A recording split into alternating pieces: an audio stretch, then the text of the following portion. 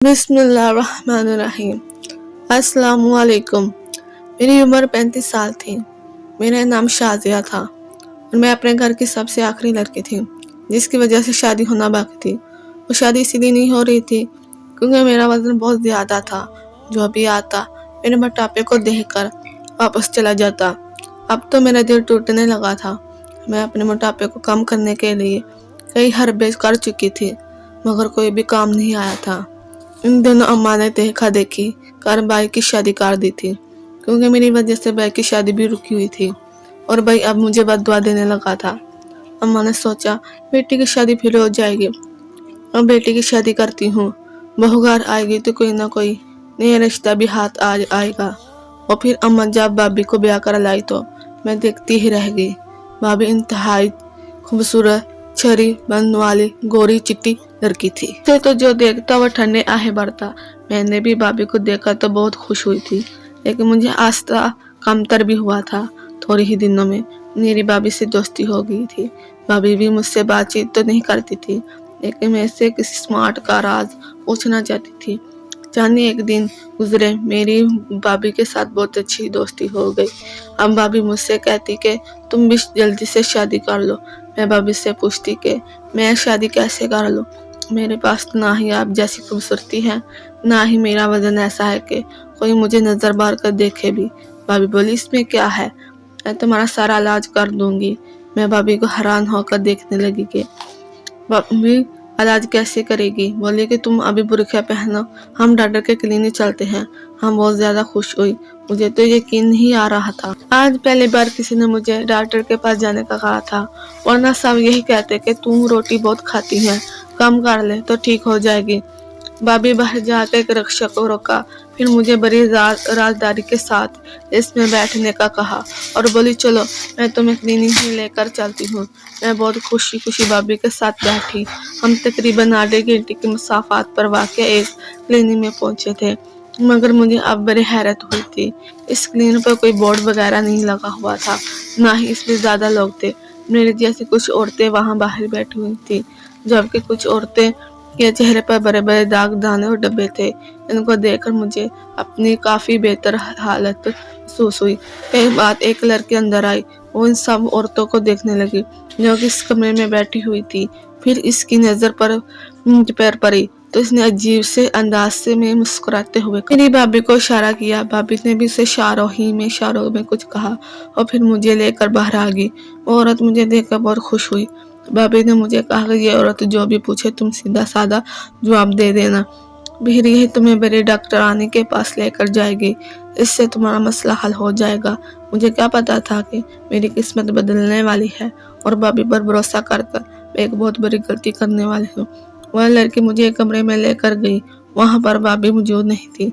मुझसे कहने लगी तुम्हारे मोटापे को नापना पड़ेगा, पता लगाना पड़ेगा कि जिस्म में पानी कितना है और चर्बी कितनी। तुम इस बेड पर लेट जाओ, मैं मशीन लेकर आती हूँ।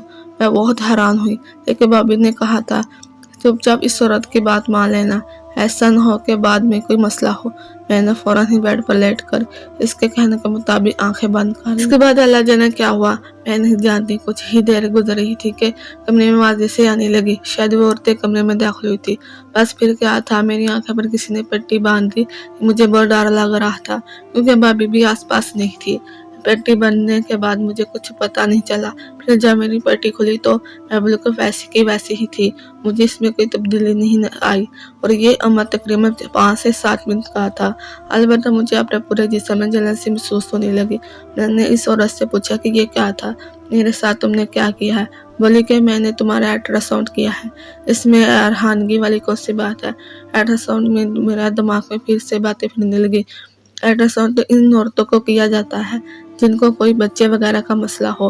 फिर अल्ट्रासाउंड के लिए पेट पर एक खास किस्म का पानी लगाया जाता है और मशीन भी दूसरी होती है। इस औरत ने तो मुझे हाथ तक नहीं लगाया था। फिर ये कौन सा अल्ट्रासाउंड था जो बिना देखे हो गया।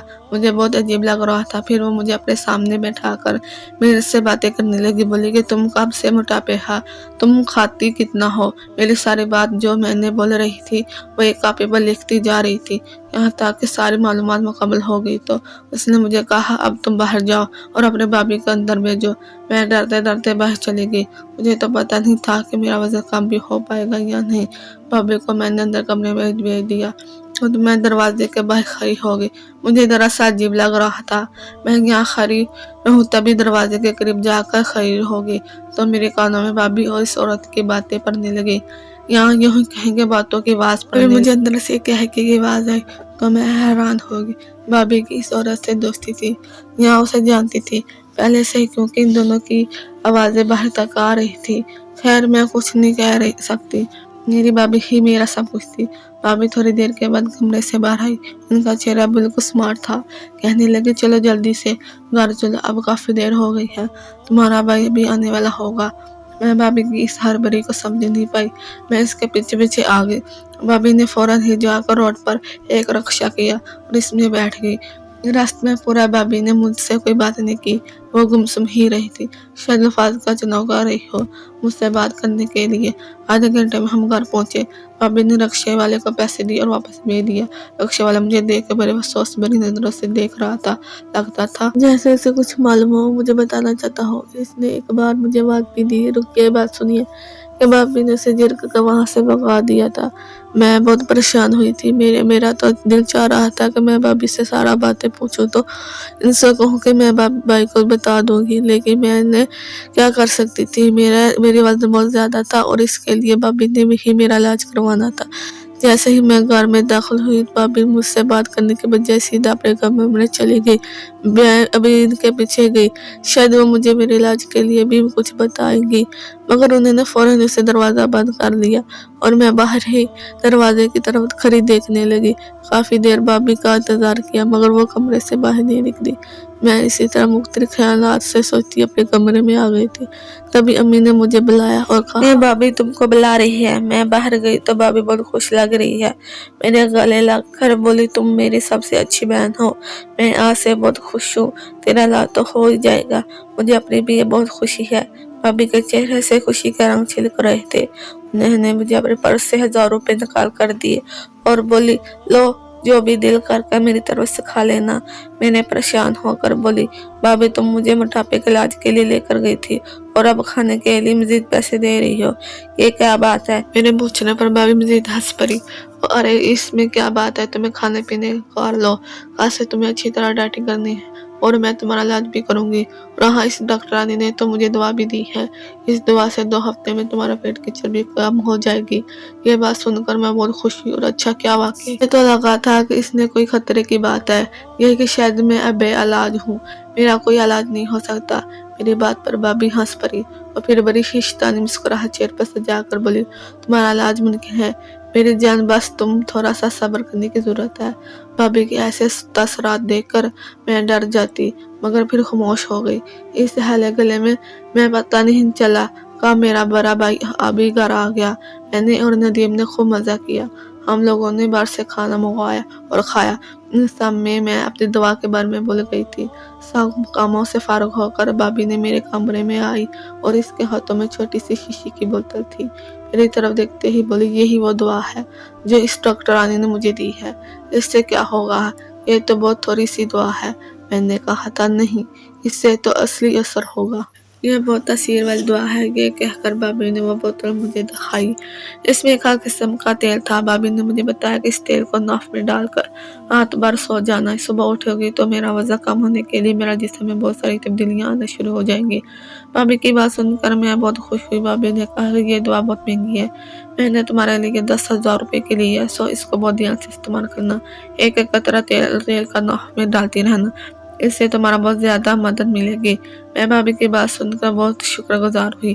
फिर अचानक भाभी का कुछ याद आया और वो बोली, बात सुनो, तुम इस दवा को खाने के बाद अपने कमरे में ही रहना, कहीं इधर उधर मत जाना, इससे नींद बहुत आती है। जी भाभी, मैं कहीं नहीं जाऊंगी, आप फिक्र ना करें, पूरा कोर्स करूंगी। हाँ, बहुत अच्छी बात है, अच्छा चलो मैं चलती, बहुत हो गई है। ये कहकर भाभी मेरे कमरे से चली गई और मैं इस शीशी को देखने लगी जो बहुत ही छोटी सी थी। इसमें जैसे लगता था तेल नहीं बल्कि जहर के कतरे हों। मैंने उसे खोला तो एक अजीब सी बदबू मेरे नठोनियों से टकराई थी। खैर मैंने दरवाज़ा बंद किया और इसका इस्तेमाल करने के बाद मैं सो गई। मुझे से रात बहुत गहरी नींद आई थी। काफ़ी देर मैं सोती रही। बल्कि ऐसा जैसे कोई बेहोश हालत में सोता है। सुबह के तकरीबन 10 बजे माँ ने मेरा दरवाज़ा ज़ोर-ज़ोर से टकराना शुरू कर दिया। अम्मा की दस्तक सुनकर मैं भी बहुत ज़्यादा डर गई थी, क्योंकि ऐसा पहले कभी भी नहीं हुआ था। उठते ही मेरा नज़र गगरी पर पड़ी तो मैं हैरान रह गई थी कि सुबह के 10 बज रहे थे, हालांकि ऐसा होना नहीं चाहिए था। मैं सुबह के 10 बजे तक आज तक कभी नहीं सोई थी। मैं अपनी ज़िंदगी में मुनज़िम ज़िंदगी गुजरी थी।